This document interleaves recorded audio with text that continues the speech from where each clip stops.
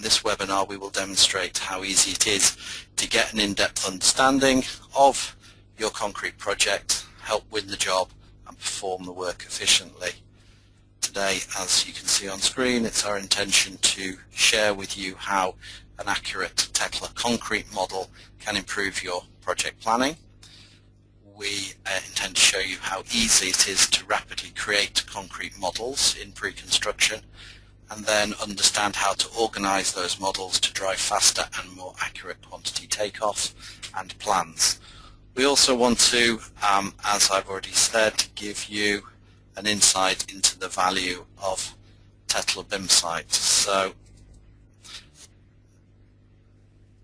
what I'd like to do is jump straight in with some examples of customers who are already doing this. On screen, some material from Miller, Long and Arnold, a cast-in-place concrete contractor over on the east coast of the United States. This is an example of a company where the model was created in pre-construction by an estimator from 2D drawings, exactly what we are advocating today. And as Brett says in his quote, it didn't take long to model and they won the project. Another example, again from the United States. Here we see an example of modeling by the project manager. In this case, he was the owner of the firm, a small firm, ARS Concrete. Tekla can be used on both big and small projects. We're keen that you can appreciate that, and here we see foundations, embeds, polythene sheeting, all detail being modelled, and as Aaron states, he trusts the quantities from the model more than the traditional methods. So we are setting the scene there, so I'm now going to call Mina to show you how these and other Tekla customers are embracing our technology and enjoying the benefits. So over to you now, Mina. Thank you, Philip. Here, now you should see my screen, and there I have a Excel spreadsheet open. Now this is the sort of thing, the number crunching, that the customers that Philip were talking about were doing with their Tekla model. So they take the quantities out and start doing their own thing with Excel, for example. So how do we get to that point? How do we get those Excel reports with the quantities? Here I have a model open. There's a 3D view and a plan view. Usually we get a DWG or a reference PDF, which we can use when we start modeling. I've actually already placed my reference here. I'm using metric system now, but naturally if you purchase Tekla structures from the US, then you would see these in imperial. So don't mind about the units, they will be imperial once you purchase your software. So now that we have our reference here, we just simply start tracking over it. So as you see, I'm clicking over the footings and they appear here on the right on the 3D view at the same time as I'm clicking away here on my plan view. So I'm pretty much tracing over this reference file that I have here. And let's just model a slab here as well. And I'm snapping to these reference points, so it's very easy and track over a reference. And since this is a bit bigger building and we have a limited amount of time, I've actually modeled most of the building ready. And I'm going to just open that so you'll see it here. We have a small ramp there, some height differences in the footings, and now these parts that I modeled here. I used default settings. They come out of the box, but they are very easy to modify. So I'm just going to copy properties from these existing ones which I have done before. Also, when you're modeling, you can model in a plan view like I started modeling, or you can model in 3D view. Again, I was using default settings, but I can modify these, and then if I know that I'm using the same property sets all the time, I can apply these values, and then all the properties that I model after applying the properties will be the same, like here. Then the last thing we're going to do is we're going to copy the slab geometry upwards, and let's make that a bit higher. And then we're going to change the properties for this one, because if you look very closely, the height isn't correct, and then we have a gap between the column and the footing. So I've got a presetting here. These are very useful if you're using the same kind of settings in many projects. And now, as you see, the slab moved upwards. And then I'm doing the same with the elevated slab. So I'm taking the properties from the existing one and copying them there. And then the last thing what we're going to do is we're just going to copy this design again. I'm using top of slabs as a reference points, so I'm clicking the top of slab and the other one over there. And then, because I don't want to move my objects in any other direction than the Z direction, I'm going to put that to 0 and then copy it 3 times. And there we have a wing in this existing building, if you may. And it took me a few minutes to model this. When you're looking at this model, it really doesn't take you more than half a day to actually build this kind of model. It just only has the concrete geometry in it. It doesn't have any rebar yet, because we don't need that sort of detail in this phase yet. Also, what I did was, when I was modeling this one, is that we have pores in 19.0. So when I was modeling my objects, they did merge into this slab and beam system. Or, for instance, the basement wall is now one big pore, if you like.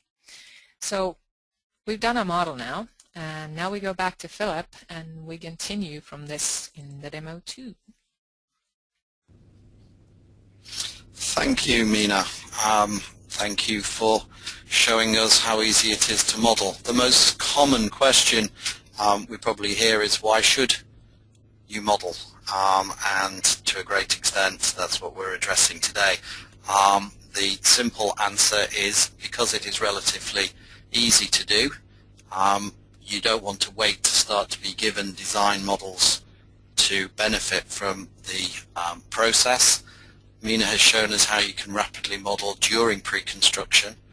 You can take the 2D plans that you already received for tenders, the same 2D data that many of you acknowledge you're currently measuring manually into spreadsheets or analyzing with 2D takeoff software, can be used to drive your modeling. The model benefit is that the quantity takeoff is more accurate, and you have an asset in that model. That asset allows you to do a lot more with, not least present your work to clients, general contractors, and we'll be addressing that shortly. So in the testing economic times we're in, I suppose what we're offering here is a way of getting ahead of your bidding competition, securing the ability to generate your accurate quantities, as well as determining some value engineering opportunities. In short, getting ahead of your bidding competition means an opportunity to win more jobs. So I suppose our question is, can you afford not to consider change? On average, 1 in 6 bids on a construction project fails. That's a lot of unproductive work. So we're now going to take a look and see how you can use Tekla to start building your winning bids. Excuse me. I'll hand over to Mina to show us more. Okay, thank you, Philip. So this is where you left me after the first demo.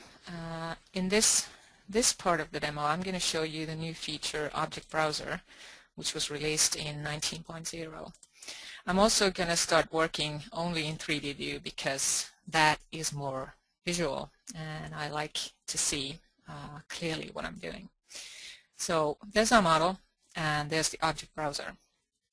Now this is a reporting tool from which you can export reports to Excel, but not only that, it is also a good tool to check your model.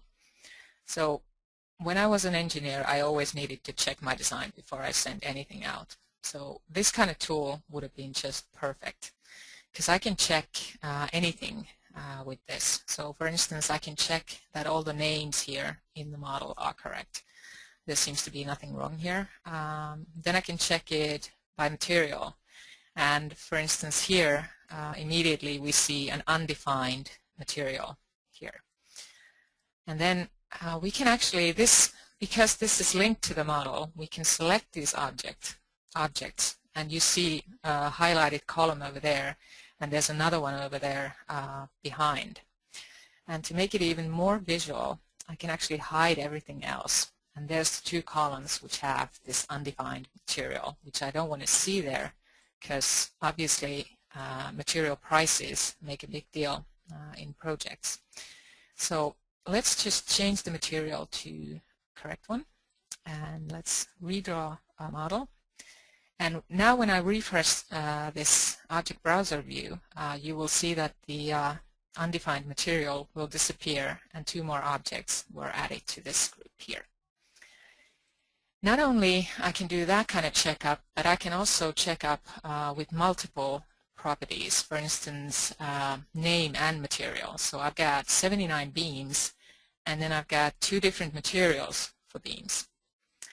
And again, of course, I'm curious to know what are these 6 beams that I have here that have a weaker material. And when I select those, I see that they are foundation beams for a ramp.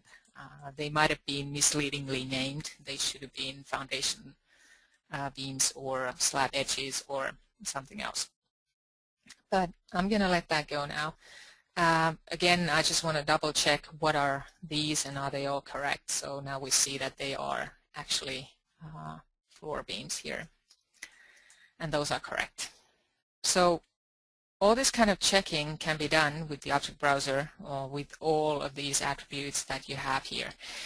This view is completely customizable, and when talking about units, I'm now using the metric one, but if I wanted to use imperial units, I can go here and just change it to suit. So here immediately you see that I've got foots and inches here, and also cubic yards for the volume.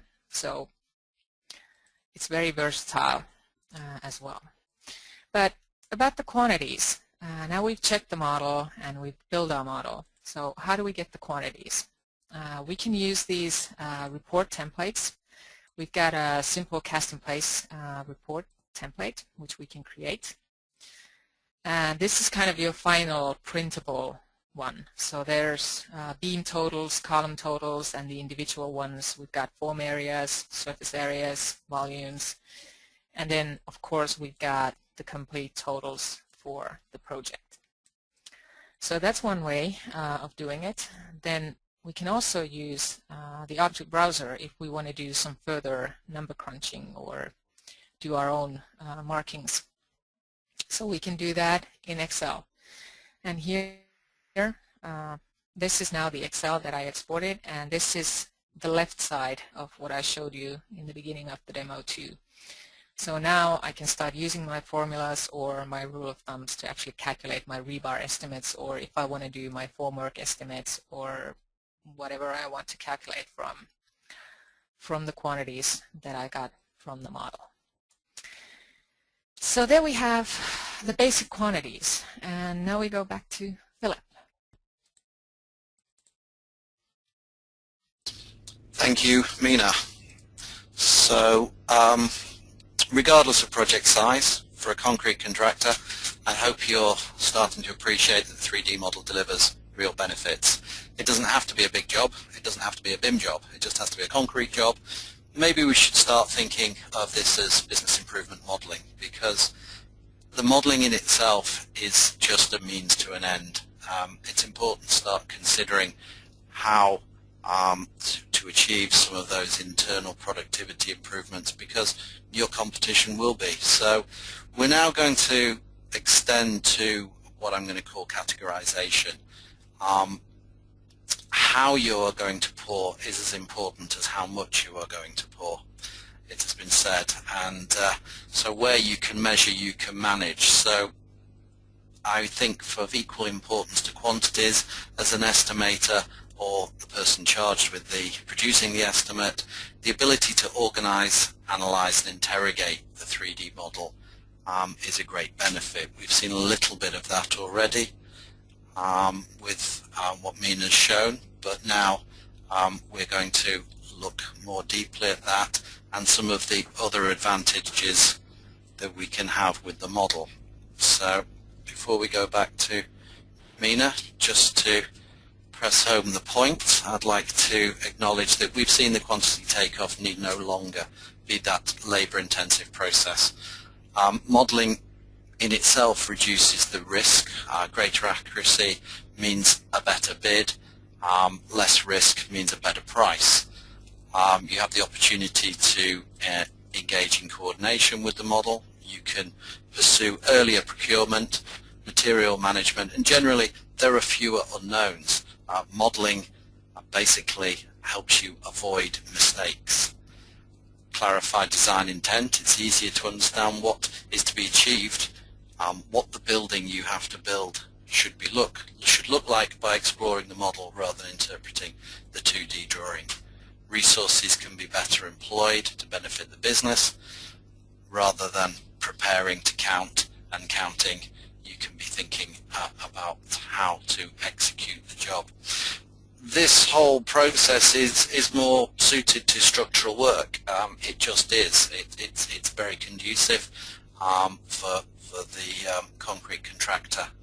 So I suppose the final point is to say collaboration or sharing. It just starts to happen when you're working with models. We have customers who do start to collaborate with other subcontractors and probably have a less adversarial relationship with the general contractors. So Mina will now deliver the final part of her demo. We're going to suggest how easy it is to organize around the model and use it to sell your business. Over to you, Mina. So I opened the model organizer, which is also a new great tool for managing the information in the model. I've actually created already some organizing for the model. I'm planning on doing this building on levels, so one level at a time. And now we need to organize the rest of the model, and then I can show you how you can actually use this much more efficiently to pull out more specific quantities. So the easiest part here is to actually add all of my oops, let's close that, parts here, and then I'm going to classify them by the name. So I'll get a tree structure based on the name. So I've got the beams, the columns, and the slabs here. And then the next part is, because this wing that I modeled in the first demo is not organized yet. So I'm going to use the object browser to help me do that, because I could always do this manually by selecting each piece that I want to put somewhere here. But since I have model object browser to help me in this task, I'm going to use that. So I'm going to use the top level properties to actually help me put objects in the correct locations. So if I select from the object browser the objects which have the top level 0, I see that they are foundations. So I'm going to add those to my foundation group. Again, going further, I've got a ground slab here, and then the rest of the levels you actually see here. So I just use this object browser and select, with the help of that, all the objects that I need to add to these groups. So it's quite simple when you do that. You don't have to use the level attribute, not necessarily, but you can use any other attribute that you want to. You could use the profiles, the materials, whatever properties you have in those objects that would help you do this. So this is just an example of how you can do this. So not only you can use the object browser to check your model, but you can actually use it to help you organize your model as well to the model organizer. And now if we check, we should have the first floor here, and now the wing objects are added to that as well, and the third floor. So why is this powerful? Now that I have also this tree structure here, I can actually select only the first floor beams with the help of this. And if I wanted to have some specific quantity takeoffs, or maybe just have the formwork area for my first floor beams, I could do that by selecting from the model organizer and then exporting this to Excel, or just reporting that out. So this is a very powerful tool to actually manage your information in the model. And now if we go back to our pores, so this is what I very briefly showed you in the first demo, and we've actually got already some information here. These function the same way as any other object, so I can actually copy properties from other ones and then just modify those. I'm going to add these properties to these columns so that they will be poured at the same time. And then we're going to copy that pour number, and then we're going to rename it a bit differently. So now we've actually added information to our pours as well. And then what we can do is we can also organize our pours. So I'm adding these to my pours category, and then I'm going to classify it by the pour number. And this is very cool, because now that I've done this, I can actually show you how I plan to pour this building. So starting from pour number 1, going to 2, 3, and so forth. So I can actually show it on the screen how I plan to pour my job. Now, showing this in Tekla structures might not be very efficient when not everybody has Tekla structures, but you can publish this to Tekla BIM-site, which is the free software, or you can just export an IFC, which you can use also elsewhere. And now if we take a look at the model in Tekla BIM-site, so even in an estimation phase, you can use this as part of your bidding documents. I've actually added here a steel structure IFC as well, and immediately here I can say that, okay, I can add notes and say that we might have an issue with the anchor bolts here, and how are we going to attach this hand railing to the slab. So we're lacking details that we need to know. And then of course you can show your pour sequence like I showed you in Tekla structures as well. And adding documents, I've got here kind of typical detail of drywall going to, or how it's going to be connected to the slab, or even the Excel spreadsheet that I showed in the beginning of the first demo, or more specific other documents there. And that's pretty much what I wanted to show you, and thank you.